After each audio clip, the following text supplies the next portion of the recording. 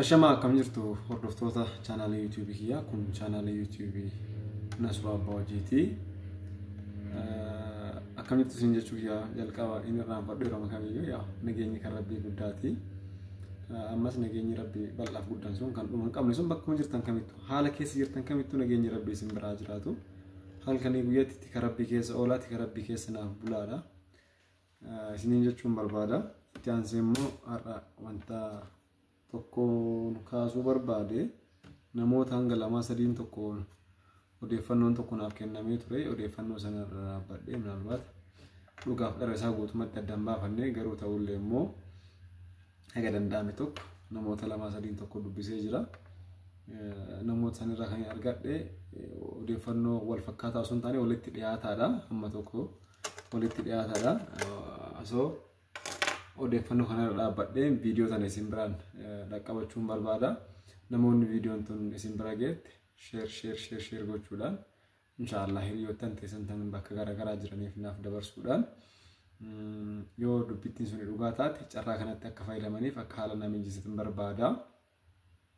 Carraa kanatti fayyadamanii ofoo isaaniitillee akka fayyadaman asumaan ummootuyyuu nu wajjinis hariiroo godhatanii jechuun dhimman amma isin kaasu kana wal qabatee waan isaan barbaachisuuf gama kiyyaan wantoota tokko argachuun ni danda'ama jedheetiin abdadha inshallah.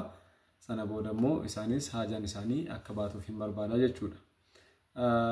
Kunumtu maal inni ijoollee Saudi Arabiyaa keessa jiraniif kan dhiiras ta'e kan dubartootaatiif kanneen karaa seera qabeessan deemtanii bakka hojjettan sanirraa yookaan mana madaamitii baatanii yookaan xalaba keessaa baatanii walumaa galatti badheerra jirtaniif I think mootummaan Saudi Arabiyaadha.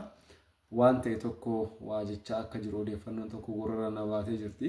Nama tokkorraan dhaga'ee deebi'ee nama biraatis hanga nama lamaa sadiin tokko gaggaafadheen ture. Dhuguma garuu jechuun waan akka isanullee dhageenye irra dhugaaf dhala isaa addaan baafanne waan jiru qofa addaan baasan malee dhuguma na wannaan jedhanis hin jiru. Namni tokko garuu akka isaatti arabdichuma bira jiru iyyuu gaafadhee jennaan isaan arabdichumti bira jiru kunillee karaa tiwutariitii waan kan argeetiin jira. Maxxanfamee argeetiin jira waan jiru kan odeeffannoo naa kennan jedhanii achi booda ijoollee gara lama sadii afran tokko gaafadheen ture. Isaanumti sunuyyuu xiqqashoo keessa isaaniitti miira wayiitu jira. Miira jechuun bakka akka wanni akka kanaa kun haasofni akka kanaa kun xiqqoo akka jirtu wayiiti. So walumaa galatti haasofni sun maalidha?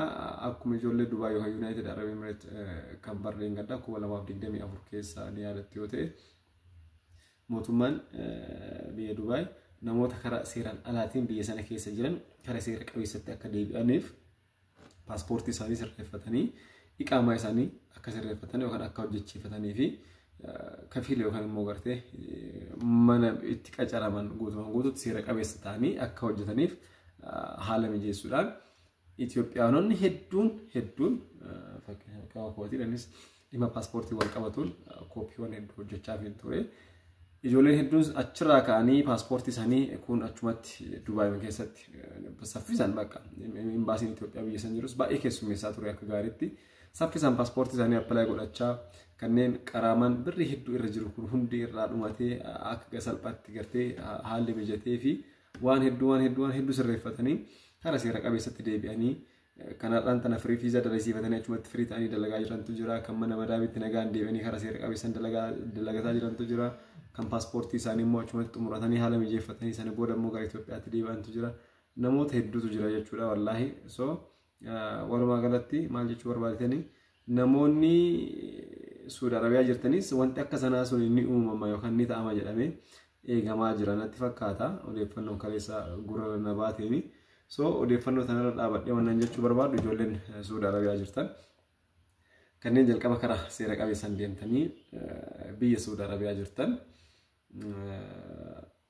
carraa kanatti fayyadamuudhaan yeroodhaan gizeedhaan osoo gizeen isin jalaan barfatin tarii carraa kun carraa wanti jedhamu kun dhuga qabeessa yoo ta'e to yeroo isaa isin jalaa hin tariin odeeffannoo kana jalatti galuudhaan imbaasiiwwan Itoophiyaa yookaan qonsulaawwan kan jiddatti argamu wantoota tokko kan marsaariitii hawaasummaa isaanii yookaan Facebook isaanii jala haa ta'u karaa channel YouTube isaanii yookaan Twitter isaaniitiin Instagram isaanii jala seenuudhaan hordofuudhaan yeroodhaan odeeffannoo kana kan gaadhaati freedomidhaan jiraachuudhaaf paaspoortii keessan yoo harkarraa qabaattaa weeluu harkarraa qabaatin immoo achumatti carraa itti paaspoortii keessan kana baafattanii kara seera qabeessatti deebitanii bakkuma warruma bira qacalamtanii jirtan saniin inni sun kafiila isinii ta'ee agriimentii walii seentanii seera qabeessummaadhaan konfidensiidhaan akka hojjettaniif haalli akka isiniif mijatu abdiin qaba inshaallah. Kanaaf odeeffannoon tuni hangam dhugaa hangam dhara waan jedhamtanis adda baafadhaa isiniin jechuun barbaada. Wal gaggaafadhaa wal iyyaafadhaa sheer waliif gochuudhaan yoo carraan tun carraa dhuga qabeessa taate rabbiin irraa isin haa fayyadu wal irraa fayyadamuu irraa rabbi isin haa taasisu jechuun barbaada. Maybe kaayyoo biyya san keessa turu osoo qabdanuu hin qabama waan jedhu kana shakkii keessa galuun ni mala. Isa keessattuu gaa namni seera qabeessa hin taane beekamaadha. Yaa qabamuun guyyuurraa maal waan kun waan beekamaadha. Garuu carraan akkasii sun kan dhuftu yoo ta'e paaspoortii keessan harkarraa yoo qabaattan yoo harkarraa hin qabaatin immoo yeroodhaan paaspoortii keessan kooppii isaa harkatti galfadhaa. Kooppii paaspoortii keessanii harkatti galfadhaatii harkatti qabattanii gaafa wanti akkanaa kun jedhaman kallattiidhaan nama bira hojjettan san gaafachuudhaan isuma konkolaataa isaatiin deemtanii gara imbaasii Itoophiyaa biyya isinitti argamtan san yookaan Suudi Arabiyaa keessa jechuun I think Makkaaf Jiddaa fi Riyaadumnaan waan akka isinitti fakkaata. Bakka qoosila kan imbaasiin Itoophiyaa kun itti argamu dhaqxanii kooppii keessan san qofa kennuudhaan iyyannoo galfattanii paaspoortii keessan ji'a tokkottis haa ta'u ji'a tokko gadittis ji'a tokko walittis haa ta'u isin bira dhaqqabuu ni danda'a jedheetii yaada inshaallah yoo dubbiin tuni qabatama taate. Kanaaf haala sanii paaspoortii keessan baafattanii kafiila keessan kan warruma bira qacaramtan sanii wajjin agriimentii walii seenuudhaan mindaa keessan dhaabbataa ta'e viizaa keessan yookaan gartee iqaamaa keessan qabatamatti hojjechiifattanii akka barbaadanitti dalagachuu dandeessa waan ta'eef haala kana mijeeffadhaan isiniin jechuu barbaada. Kana ta'uudhaaf immoo ulaagaan jalqabaa odeeffannoo gahaa paaspoortii keessaniiti. Odeeffannoo gahaa paaspoortii keessanii jechuun walumaa galatti soft kooppiidhaan yookaan immoo hard kooppiidhaanis ta'uu danda'a. Soft kooppiidhaan jechuun fakkeenyaaf ani asii hojjedhee kooppii paaspoortii keessanii osoo isiniif ergee isa sana jawaalarraa itti agarsiisuudhaan yookaan immoo piriinti gootanii waraqaarratti piriinti gootanii kompiitaraan jechuun piriinti gootanii qabatanii dhaquudhaan ragaa qabatama ta'e kennitanii paaspoortii keessan appilaayi goosifachuu ni dandeessu jechuudha. Paaspoortiin keessan kun fakkeenyaaf kooppiin isin hojjetan kun ulaagaa hunda ofirraa qaba. Yaa kooppii waan ta'eef malee walumaa galatti paaspoortii keessan oriijinaal jechuun ni danda'ama. Sababni isaatis ragaa qabatama gaafa isin paaspoortii baafattan paaspoortii keessan irra jiru santu kooppii irra jira waan ta'eef jecha. Kanaaf wanti nama rakkisu tokko iyyuu hin jiru. Akkaataa saniin yeroodhaan paaspoortii keessan harkatti galfachuu dandeessu. So boodarra cinqamurra immoo yeroodhaan haala mijeeffadhaatii ammumaan odeeffannoo kanallee dhugaaf dhara isaa adda baafataa deemaa. Gaafa immoo odeeffannoo sana adda baafattanii dhuguma wanni kun kan jedhan taate isinis immoo akka hin rakkanne gamanuma wanni isinii dhaamuu barbaadu akka hin rakkanneef yeroodhaan kooppii paaspoortii keessanii harkatti galfadhaa inshaallah. Nuti immoo gama keenyaan kooppii paaspoortii keessanii isiniif hojjechuudhaaf karri keenya balballi keenya banaadha isiniin jenna inshaallah.